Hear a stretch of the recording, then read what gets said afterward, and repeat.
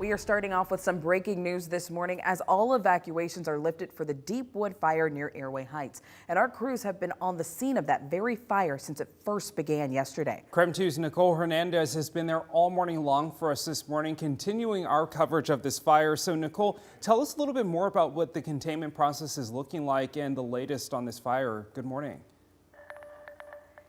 Tim Channing, good morning. So right now I am on Ritchie Road just north of Highway 2. This right here is where level 3 evacuations were in place as of last night. Crews were able to lift those level 3 evacuations. There are no more evacuation notices in effect for this fire. Right here though, we see a property that was burned from this fire though. A majority of this spot here in burn scar now, and I was actually able to just speak with the property owner and person who lives right here on this property. He says that yesterday his wife took the dogs, evacuated, but he stuck around to continue fighting this fire to save his house that you can see got very close to burning down yesterday. He said him along with some firefighters were of course able to stop the fire and save most of their property, but they did lose one structure. So as of right now, as last update says, crews say the fire is at 0% contained right now. It's burned over 100 acres. DNR says that the fire burned 2 structures, like I mentioned, one right here on this property.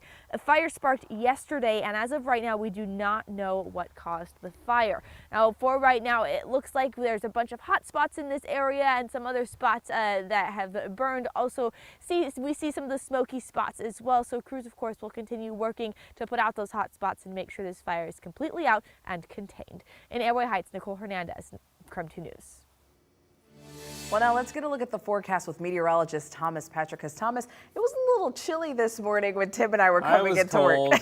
I wore layers this morning because, you know, it was just so warm last night. It was, and it totally threw me off this morning. I got in my car, I was like, oh, I probably should have had a jacket. Yeah, yeah, it was nice to keep some of the windows open overnight, just get a little bit of some cooler air in, just into the apartment, and honestly, it was great all weekend long. Not too hot during the day.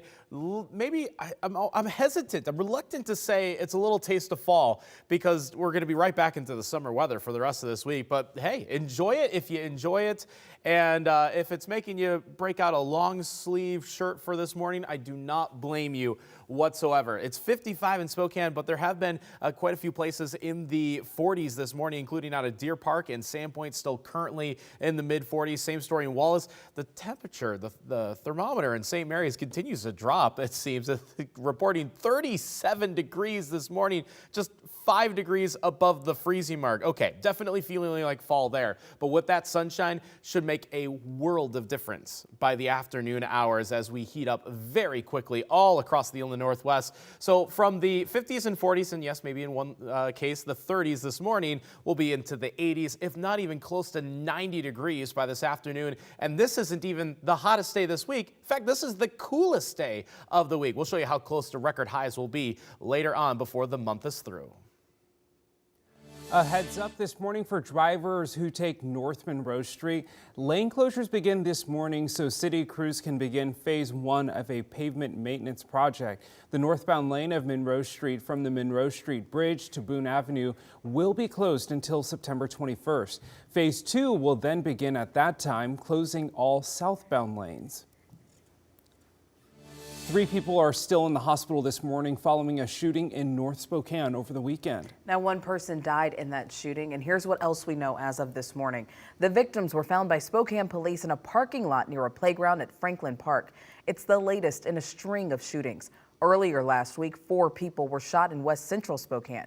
Now, according to the latest crime report, aggravated assaults are up 5% throughout the city compared to this time last year.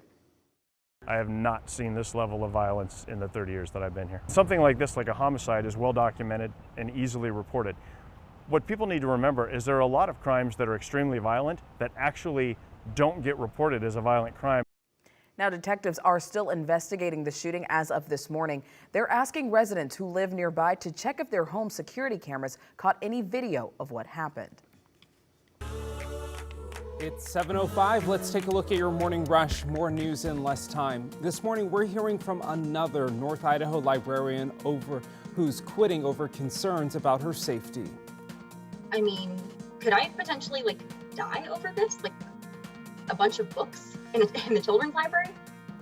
She says she dealt with harassment from community members who thought some of the books dealing with LGBTQIA+ issues were inappropriate for children. This comes just 1 month after the Boundary County Library Director announced her resignation, citing similar instances of feeling unsafe.